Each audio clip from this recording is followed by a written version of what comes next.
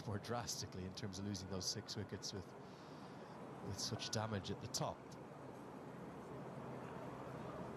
But there is no doubt that this is the time of day that you want to bat. The ball is softer, and the period, I think, vividly remember Mark Adair bowling the 38th over in the first innings, and the ball still swinging and moving about. But from over 40 to 80, not a lot happened. And the way in which Tom Blundell played Andy McBride, it nullified any threat from the slower bowlers for Ireland. I think you're right, Katie. I think it could be a case that Tom Latham's thinking, actually, I might get Ratchet and Ravindra into the game. And maybe even Dean Foxcroft, with the fact that Ireland's only left-hander is out there in the shape of Andy McBride. He's a player that gets quite good drift as well. Drift and turn, he typically bowls a little bit slower. So Zach Folkes here is just trying to hold the ball across the seam, maybe to try and get some variable bounce. We haven't seen that up and down bounce that we saw yesterday. There's a lot more grass sort of browned off on this particular surface. See Adair when he has got that shorter delivery, just ducking under a few.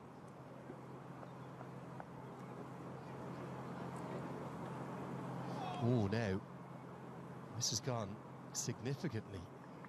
We haven't seen much of that in the last 4 or 5 overs. Where does that come from? Probably when he didn't want it to swing. Yeah, significantly across. That is, you're spot on, and it's moved off the wicket as well. He's probably looked behind him and thought, well, that must not have been too far away. It always moves from as a bowler when you least expect it. He certainly keeps you interested, Mark Adair, as a batter, doesn't he?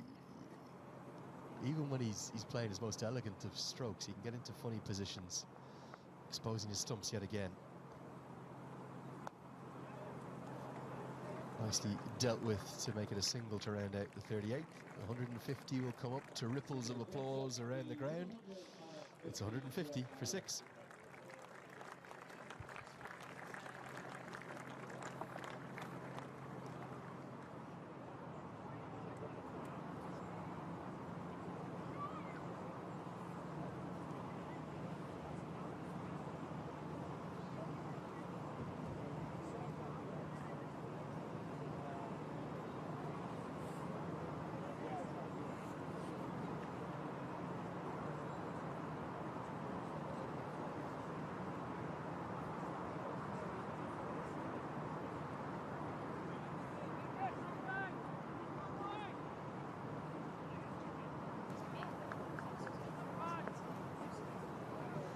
Smith will continue into his 13th over. Down the leg side and just helped round the corner. Not much of an effort from Blundell, given his buys, fascinatingly. Again, looked to me as though there was some movement after it went in and around the batter, but Tucker extends the arms and indicates it's hit absolutely nothing. Yeah, I'm surprised Blundell, you've got to expect him probably to have some heavy legs with the fact he spent such a long period of time out there. Yeah, just not really moving. He, no doubt, he's a bit tired and a bit fatigued.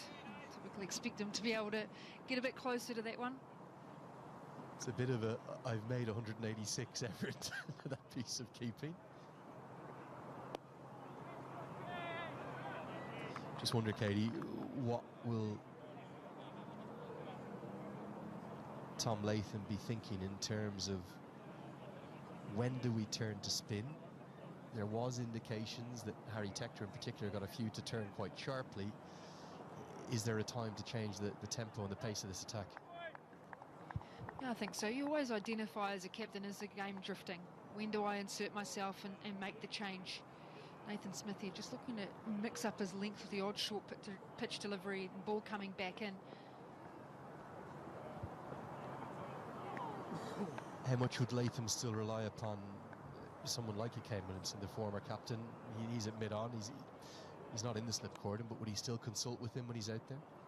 Yeah, a lot of conversations. Even just saw Kane Williamson there talk to Blair Tickner. We've seen him try and play this shot a few times. New Zealand put what I would say a fly slip in place before the tea break, and they've gone away from that as an option. Maybe say, look, let's keep that open for him to be able to do that. But Kane Williamson has a lot of communications. He's limited in the amount of cricket he's played for New Zealand. over the last period of time. Oh, now, what's this come off? Looks like bats, and it's going to be the end of a very productive partnership. The short ball tactic works, and Smith has 6, a sensational 6 there. Well, we've seen this so much of Adair trying to get inside the line because he knows the ball's going to be shorter.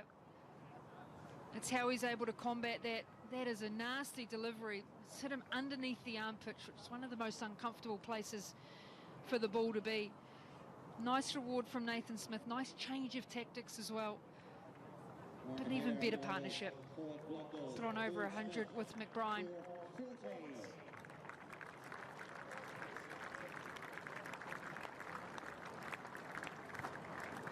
Now Adair gone for a really good 40, 154 for 7.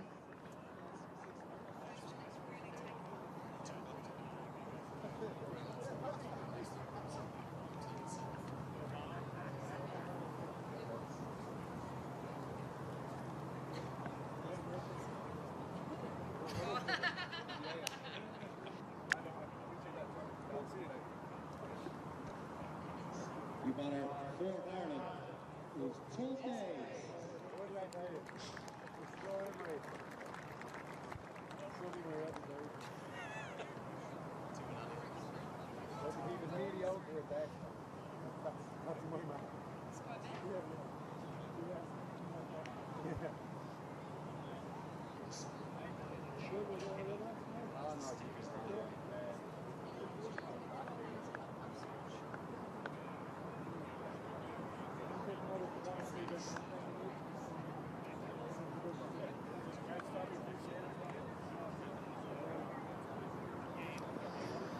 Here is Tom Mays for her first bats in Test match cricket. The 25-year-old comes to the crease. Certainly very capable with the bat, does have a first-class 50 to his name. And he's going to start by manufacturing one down to the rope off his pad, so 4-leg buys. Smith continues to cause every batter that he's bowled to significant deliveries, significant problems. Might have thought he was in play here. He's got well across his stumps. Yeah, just that angle down leg side. Even if it was 50-50, it was probably due to go Ireland's way, Lenny, at some point in this test match. Just shows the skill that he's got, Nathan Smith. Swing, seam, but also getting some spit out of the surface as well to be able to create that opportunity.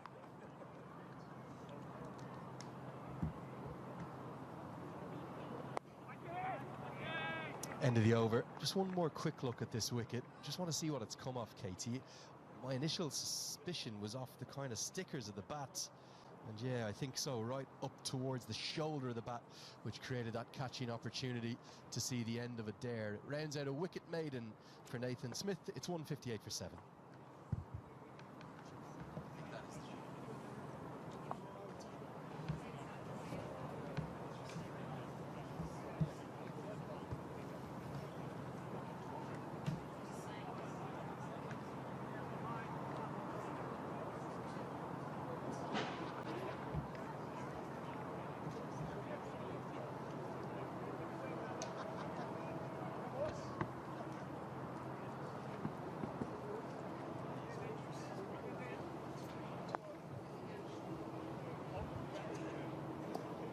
Tom Mays at the crease with Andy McBride. McBride will face up to Folks, unbeaten on 58. One chance earlier in his innings. Darryl Mitchell dropping him off Smith.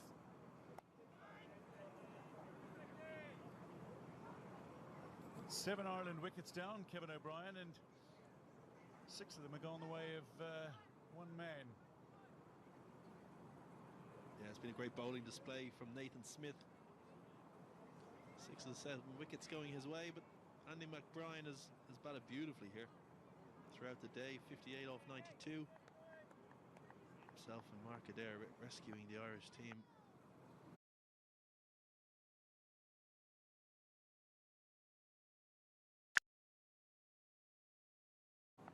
Hopefully Tom Mays can stay there for a while with McBride. Away again from McBride. Doesn't get it quite so cleanly. A little high up on the bat. Foxcroft with the fielding, coming in from fine. There's Nathan Smith. It's on 6 wickets, 6 for 36. There's only a handful of New Zealand bowlers who've got 7 for. Matt Henry not too long ago, Chris Kearns, Neil Wagner among those, Chris Pringle I think another. But if he takes a 7th wicket, there'll only be 2 bowlers that have claimed more in Test cricket for New Zealand. Anjas Patel with his 10 and Sir Richard Hadley with that phenomenal 9 for 52, which for the longest time was the record.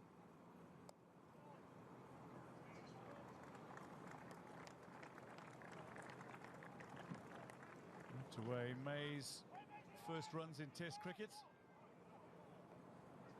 He can bat a bit. He's got a few decent first-class knocks, a highest score of 79. Yeah, more than capable with the bat. Only clip off the hip there for 2, so to get his Test account up and running. So still plenty of batting left. These 2 at the crease. And you know that